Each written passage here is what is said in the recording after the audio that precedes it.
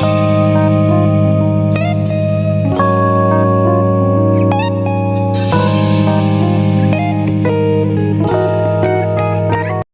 I'm Prasad. I am an advocate practicing in Hyderabad. Today I'm going to share with you about a case about a money recovery case filed by the plaintiff, who is my client, against the defendant.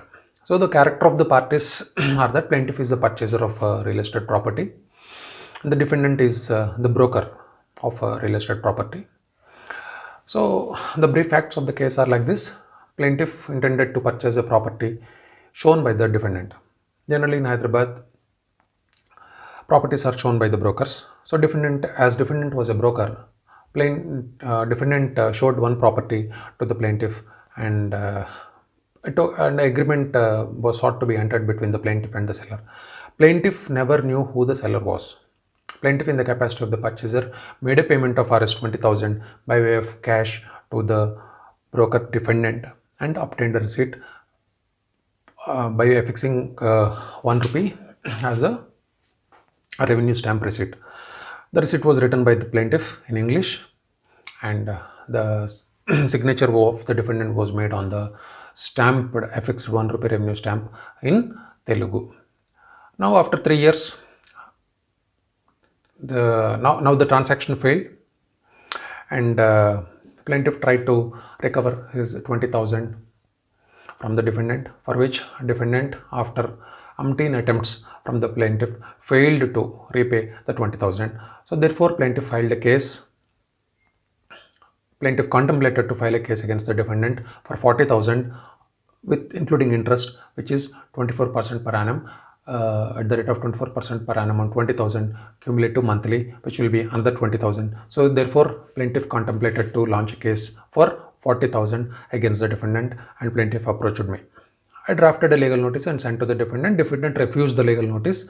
The legal notice came back to my office again, and therefore now I have to file a case against the defendant before the limitation ends. Accordingly, suit was filed by paying a court fee for 40,000.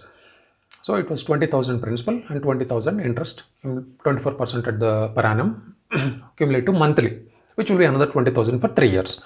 So therefore suit was filed within the limitation time. Suit was filed and notice was sent to the summons. I should say summons were sent to the defendant, and defendant received the summons, because the summons server goes to the address of the defendant. When it is not easy to refuse the summons, unlike refusing the legal notice from the postman. Postman could be very much friendly to the defendant, but summons server is an officer of the court. He cannot make any sort of friendship with the defendant, and it is not easy for the summons server to accept the denial of the summons by the defendant, because if the defendant denies the summons, or if the defendant accepts the summons also, the summons server states the same on oath behind the summons copy. So therefore the summons server has to confirm to the court on oath, which even he can suffer the cross-examination if there is any dispute pertaining to serving of the summons. So summons server accordingly served the summons to the defendant and filed that copy in the court case file. Therefore summons was served, notice was given, summons was served, and court was waiting for the written statement of the defendant. Accordingly, defendant filed the written statement and disputed on these 3 grounds. Defendant took a plea that he disputed the signature on the receipt. He disputed that seller was not made as a party, so that therefore suit is not maintainable. He attributed fraud to the signature on the receipt. And the third defense that was taken by the defendant was the document, because it was a document worth 20,000 and 1 rupee stamp was affixed on the document instead of 0.5% as per the stamp law.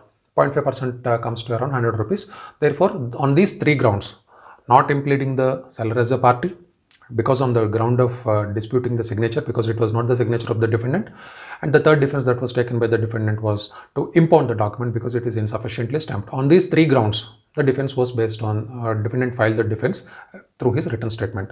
Accordingly, issues were framed by the court. Once plaintiff files a plaint and the defendant files the written statement, court understands the actual issue which is before the court and what it needs to resolve.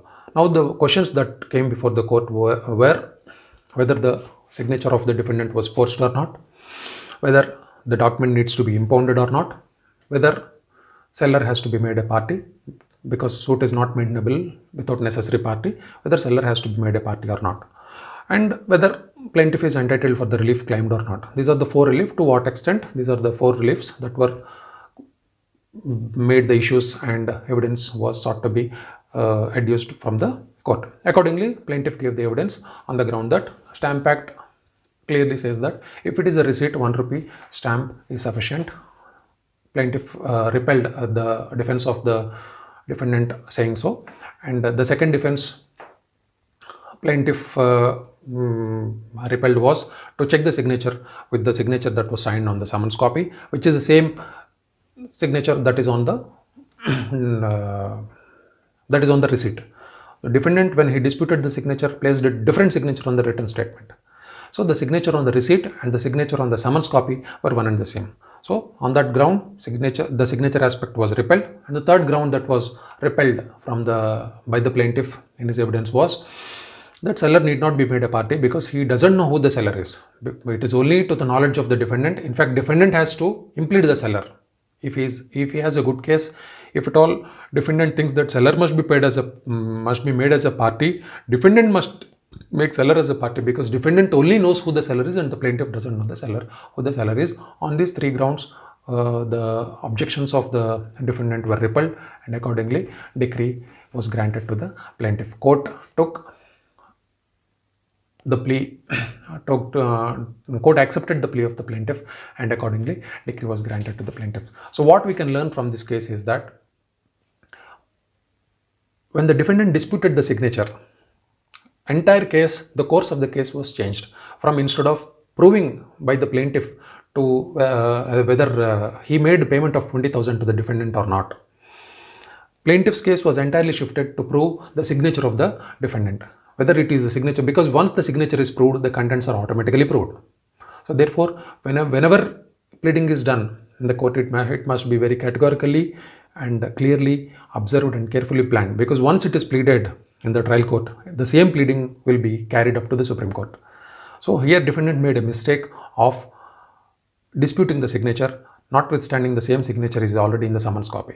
So defendant was failed in this case, and court bought the argument of the plaintiff, and plaintiff proved his case with the documents, with the evidence that is available in the court itself, and accordingly it was decreed in favor of the plaintiff. Thank you. Thanks for watching. If you have any doubts, kindly comment and I will be happy to answer the same in another video or in the comment box itself. Thank you. Thanks for watching. Bye bye.